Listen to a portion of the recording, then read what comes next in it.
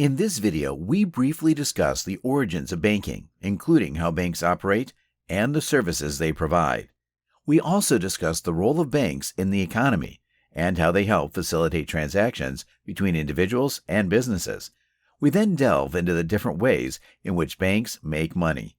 Next, we explore the concept of loans and how banks evaluate borrowers based on creditworthiness and appearance.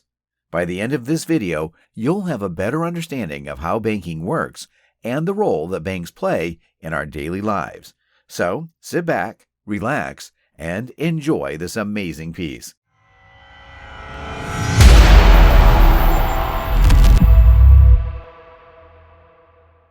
How banking works.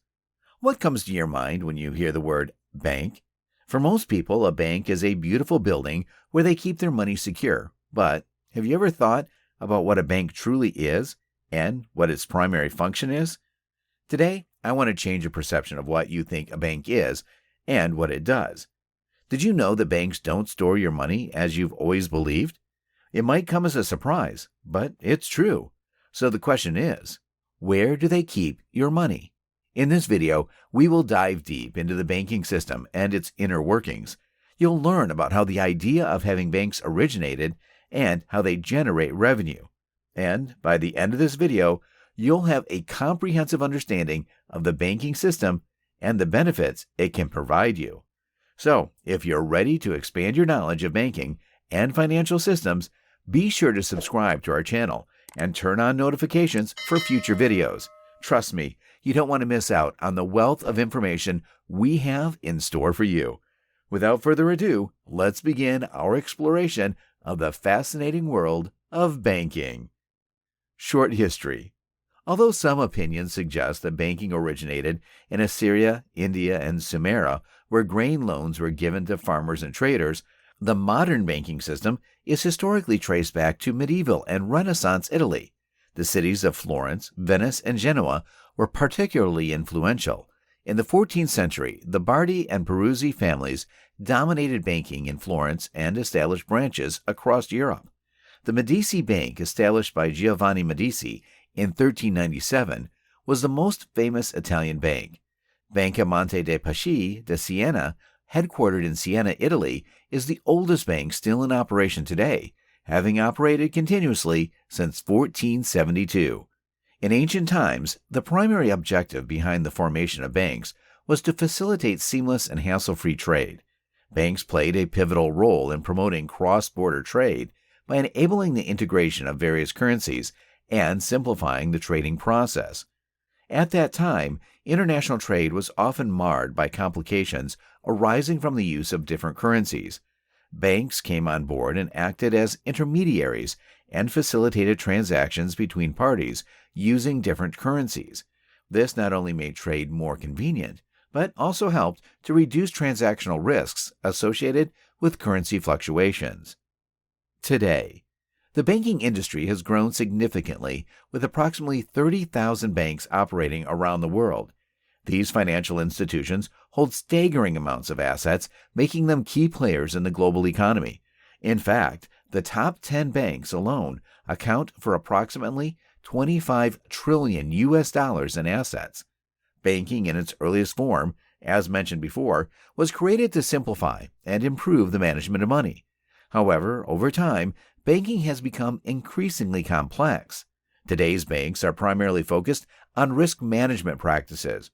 Despite the complex nature of modern banking, the primary function of banks, to a lot of people, remains the same: to provide them with a safe and secure place to store their money. Customers deposit their funds into a bank account and may receive a small or no amount of interest on those deposits. While some customers may complain about low interest rates, the majority keep their money in the bank for saving purposes, knowing that their funds are protected and easily accessible. Now, do you want to know what they do with your money? One of the primary functions of a bank is to lend out the money they receive from depositors. When individuals or businesses deposit money in a bank, they entrust the bank with their funds. The bank then uses these funds to make loans to borrowers who need access to capital for various purposes. Banks typically charge interest on these loans, which is higher than the interest rate they pay to depositors, as a way to earn a profit. The difference between the interest rate the banks charge on loans and the rate they pay to depositors is called the spread, or net interest margin. This spread is an important source of revenue for banks and allows them to cover their operating costs and generate profits. While lending out money can be lucrative for banks, it is not without risk. Sometimes borrowers default on their loans, causing banks to incur losses. Nonetheless, banks are required to maintain only a small percentage of deposits as reserves, typically just 10%, and lend out the rest. Historically, banks have been known for providing long-term loans and investments, such as mortgages and retirement accounts, to their clients. These services often require a long-term commitment from both the bank and the client, but also offer stable and predictable returns. In recent times, many banks have deviated from their traditional role of offering long-term financial products to customers to chase short-term gains. However, this shift in focus towards short-term gains has led to a multitude of risks and negative consequences, such as bankruptcy. The positive impact that this process has had on society will not be overlooked, as it has significantly bolstered the economic systems of numerous nations by facilitating access to resources for property acquisition and business expansion. In essence, banks harness the idle funds of savers and transform them into capital that can be utilized by the populace for various purposes. Hence, rather than letting your money lie idle, why not emulate the banking system and become the architect of your financial destiny? Apart from lending out money, the bank has other ways of making money. Issuing credit cards. Banks make money from issuing credit cards in these few ways. Interest charges. When a customer carries a balance on their credit card, the bank charges them interest on that balance. Annual fees.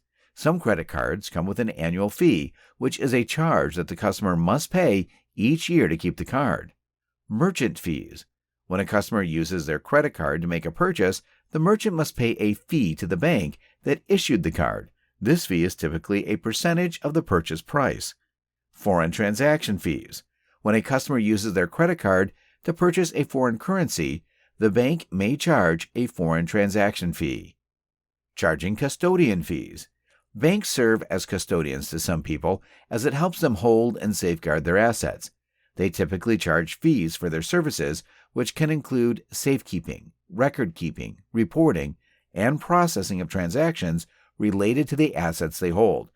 They charge safekeeping fees for the storage and protection of clients' assets, including securities, cash, and other financial instruments. Clients can be based on the value of the assets under custody or a flat rate per account. They also charge transaction fees for processing transactions related to the client's assets, such as buying or selling securities, receiving dividends or interest payments, and transferring assets between accounts. Buying and selling currencies. Do you also know that banks make money from buying and selling currencies through a process called currency trading or forex trading? In simple terms, currency trading involves buying one currency while simultaneously selling another currency to profit from fluctuations in exchange rates. For example, let's say a bank buys US dollars, USD, while simultaneously selling British pounds, GBP. If the exchange rate between USD and GBP changes in favor of the bank, such that the bank can sell the USD for more GBP than it initially bought them for, the bank will make a profit. Aside from this, bankers also earn a commission through a loan referral program, where they receive a percentage of the loan amount when they successfully refer a client who takes out a loan with their bank. This commission-based structure is meant to incentivize bankers to bring in new business and expand the bank's customer base. It's no wonder that the famous American industrialist Henry Ford once quipped that it's a good thing that most people don't fully understand the intricacies of the banking system, because that knowledge could lead to a revolution. His statement highlights the potential for discontent and outrage if more people were aware of the workings of the banking industry. How you can also benefit from the banking system. You have the option to utilize the banking system by taking out a loan from a bank and investing it elsewhere. However, it should be noted that banks may exhibit bias when it comes to lending money. Banks tend to be hesitant to lend money to individuals who appear to have a low income or those who look poor. Yeah, you heard that right. This is because they prioritize minimizing the risk of default and maximizing profits. Consequently, they are more likely to lend to individuals with a high net worth or those with established businesses. Additionally, lending to the wealthy can serve as a strategy to establish future connections and relationships. Is there any information from this video that seems new to you? Will you consider finding a legitimate investment opportunity instead of leaving your money dormant in the bank? We'd love to hear your thoughts on the matter in the comments section below. And if you haven't already, please consider subscribing to our channel and giving this video a thumbs up if you found it informative. Thank you for taking the time to watch.